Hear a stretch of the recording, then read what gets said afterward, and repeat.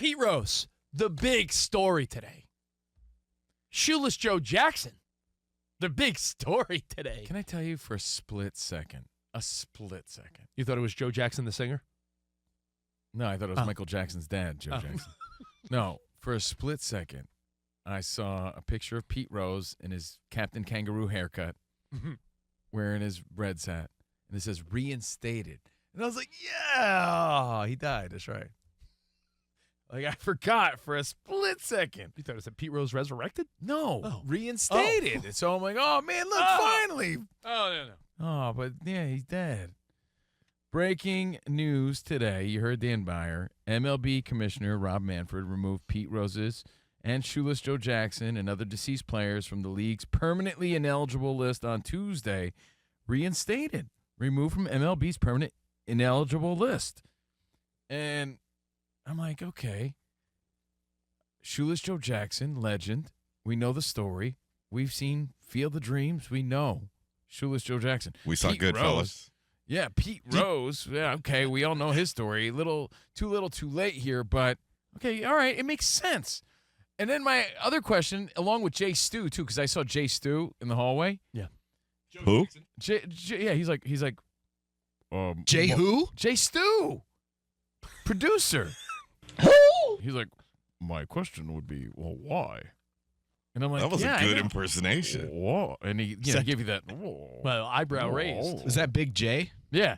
He's like, why? And I'm like, yeah, I know. Why now? Is that Big Stu? He actually said, my first question is, why on a random Tuesday, May 13th?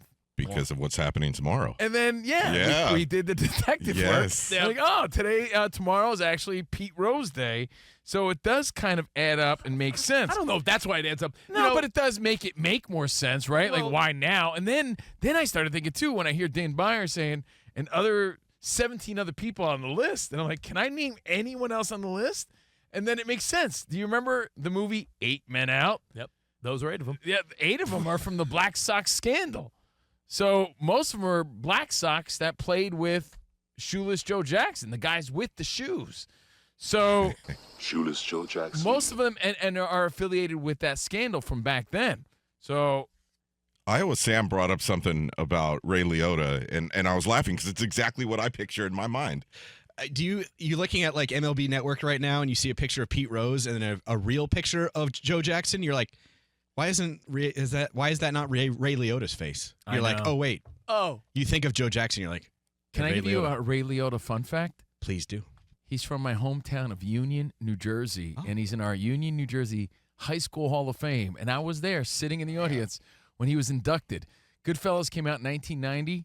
I graduated in 94, so he got inducted around 91, 92 or something like that, fresh off of the movie fame.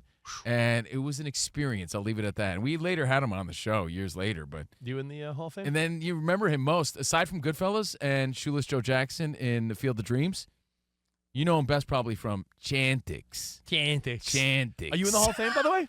Am I in the? No, I'm in the Hall of Nothing. How are you not in the Union Hall of Fame? Because just Ray Liotta. You're going up against Ray Liotta. Ray Liotta, Robert Wool, and Artie Lang. They're all from my hometown. No one else. No room for Steve Actually, Covino. Former Yankee Joe Collins. Collins. You should be on the Mount Yeah, Rushmore. Collins can get in there. You should get in. Yeah, man, I think so. Of those 17 players that were on the list, all of them in one way or another, except 2, were tied to gambling of some sort. Yeah, I know. I had to look it up. Yeah. Because I'm like, all right, well, there's 8 covered, right? 8 Men Out, that famous movie from the, late 80s with John Cusack. I remember going to see it, too. The Black Sox scandal. Looked to see if I knew or recognized any other names. And you really don't, but they all are gambling related, which is so ironic and almost hypocritical in today's world. Look how Rich just started off this segment. How much fun he's having gambling on baseball. Yeah. And we're still like holding this against these guys. And I get it. They broke rules that applied then. Oh, I understand. But maybe what are the other reasons? Yeah, I was going to say, don't hold it against Benny Koff, Covino, because because he was acquitted on an auto theft charge and was still subsequently banned. Right. Auto theft. And then we all know Shufflin' Phil Douglas, right? The old New York Giants player. He was banned after threatening his manager. So that's why he was on the ineligible Shuffling Bill? list. No way. Yeah, all shuffling. I'm Yeah. going to go to ChatGPT right now and see if ChatGPT could give Rich an old school baseball nickname. Please do. Covino's been obsessed with this.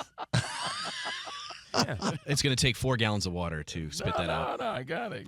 You I'd did call him that. Scarecrow Rich Davis. That would be kind of mine. Maybe it's more Wizard of Oz than anything. Can we give radio host Rich Davis an old school baseball nickname? Oh, let's see what they come up with. Double Talk Davis, see? There he is. Double Talk Davis. Hold on. Look, perfect for a radio host known for chatting up a storm. Double Talk Davis. Rich the Mouthpiece Davis. Reflects his role as a vocal personality. Yeah.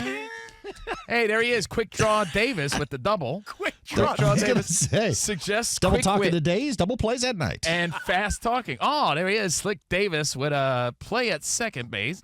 A nod to a smooth talker with charm. This one. There he is, stepping to the plate. Chatterbox Davis. There it is. That's it. I think that's the winner. Chatterbox Chatterbox Davis, stepping into the lighthearted box. and era appropriate. Look at that. Well, There he is, hey, batting .213. Chatterbox Davis. So, Shoeless Joe, Pete Rose. Now, I'm not saying this because I don't want to get on the bad side of Rob Manfred. I don't want any baseball hookups ever taken away from me, but I'm reading a lot of sentiment online. Like Adam hit us up on X and said, yo, guys, I'm big baseball fans like you. I love MLB, but Rob Manfred is a damn coward. Removing Rose and Shoeless Joe from the ban list because they, quote, are no longer with us and cannot represent a threat to the integrity? No threat to the integrity of the game, as the quote goes, and as you heard from Dan Beyer. It does feel lame and like, yeah, was this really announcement worthy? We all know that. It's like death also eliminates people from life and imprisonment. His lifetime ban was lifted from baseball. Yeah, they're dead. And not to sound morbid, I joked before and I said, hey, old Barry Bonds should fake his death. Just to know, like guys like Barry Bonds and Roger Clemens, the Rocket, those guys know now in the back of their head. It sounds terrible, but they're like, I guess when I'm dead one day, Nothing matters. my family will get to see this. No, that is not correct. Because they are eligible. No one's voting for them. Oh, that's right. This is the stipulation with Rose is that it's also not a guarantee that this classic committee, baseball era committee, votes Pete Rose and Shoeless Joe Jackson in. They still need to be voted in by the Baseball Hall of Fame. Which is a separate entity, as we figured out. And in 1989, when Rose was given his lifetime ban, there was no ban for the Hall of Fame at that time. It only came in 1991 when Rose was first eligible that the Hall of Fame said, well, anybody that's on the permanently ineligible list cannot be enshrined into the Hall of Fame. Shoeless Joe Jackson actually was up for enshrinement in the 1930s and 1940s, despite being banned.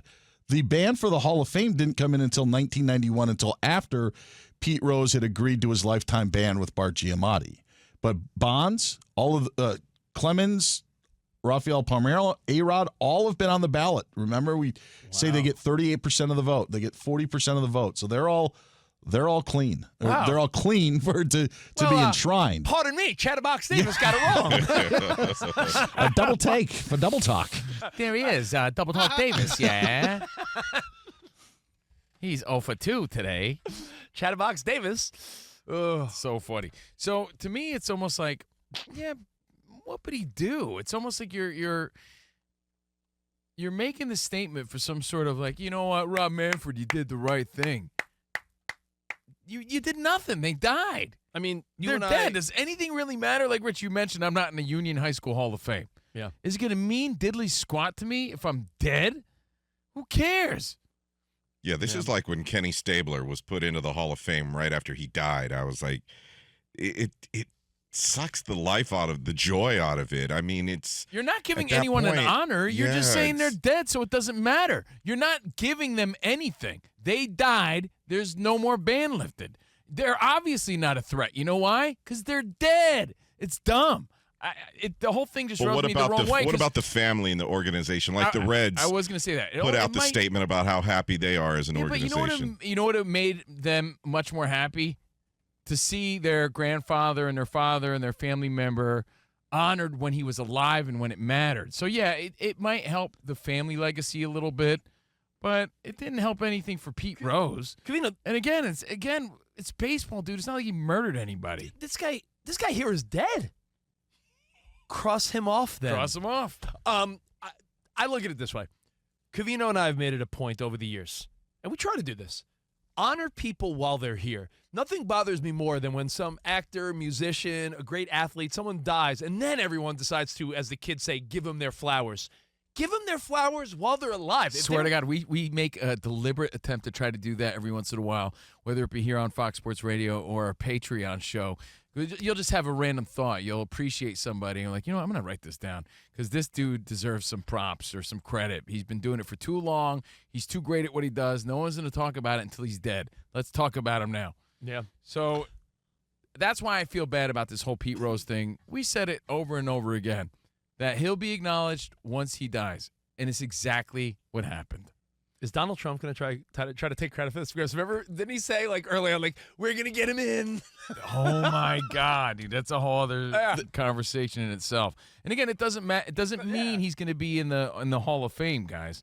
It just means that he's eligible now and that he's no longer banned because he's no longer a threat to the MLB. It also, as you brought up the point about the families. Yeah.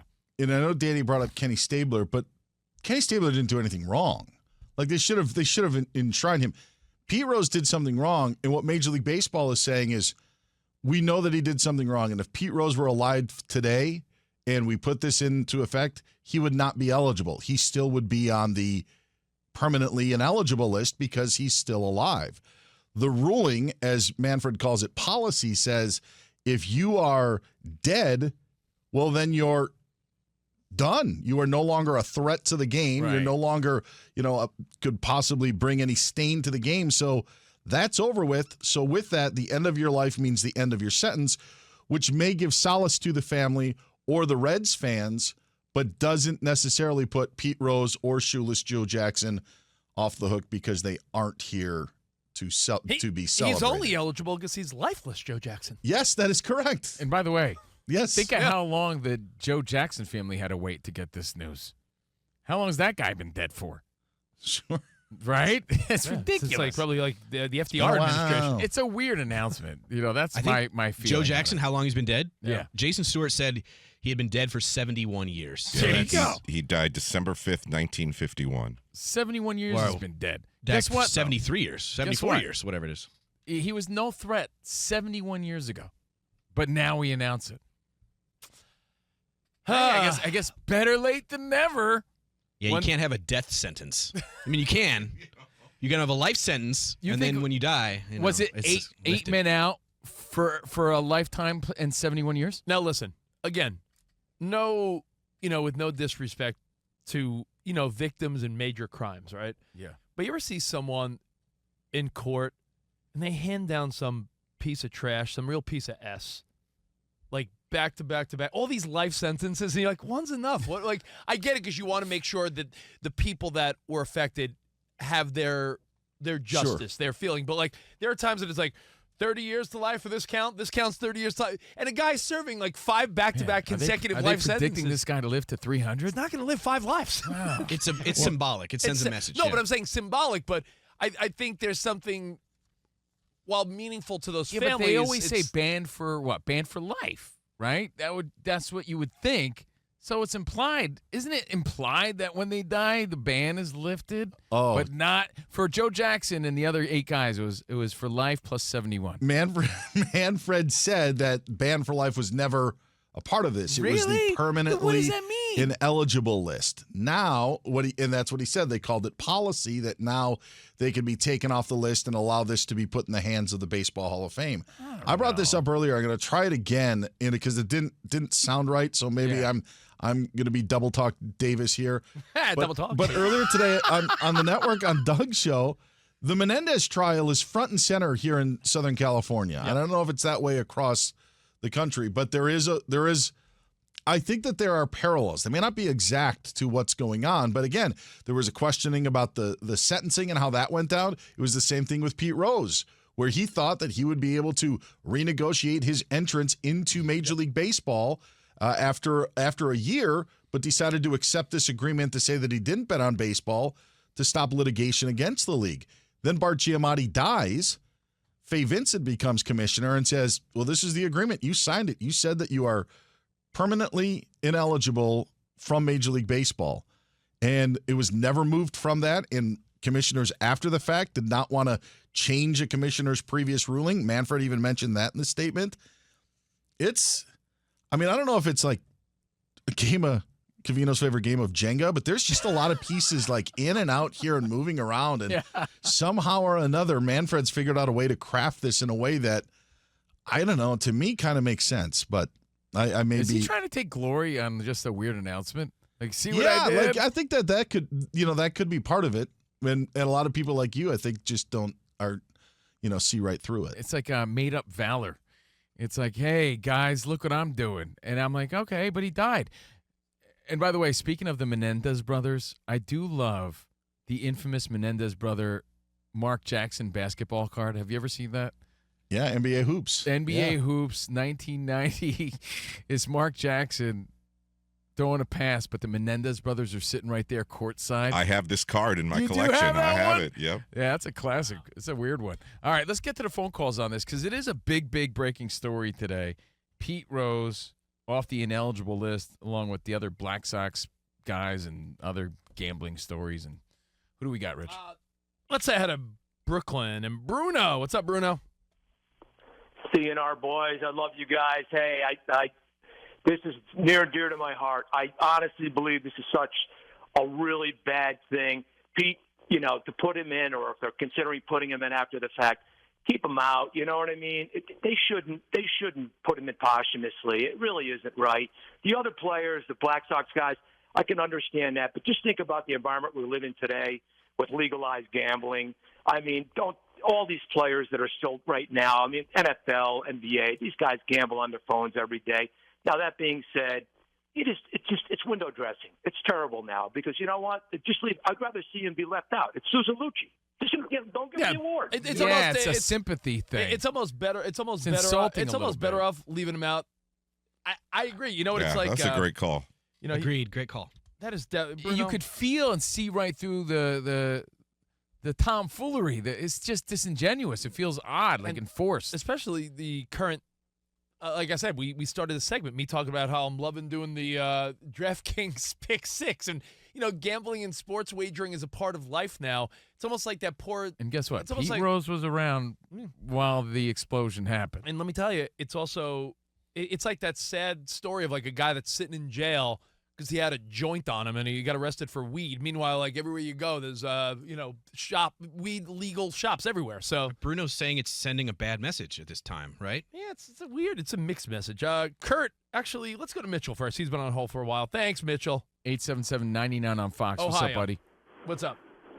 Hey, what's up, guys? Yeah, I just wanted to say, blank Major League Baseball, and they can shove that lift up their football pass because, to me, you had to know the man didn't have much life left.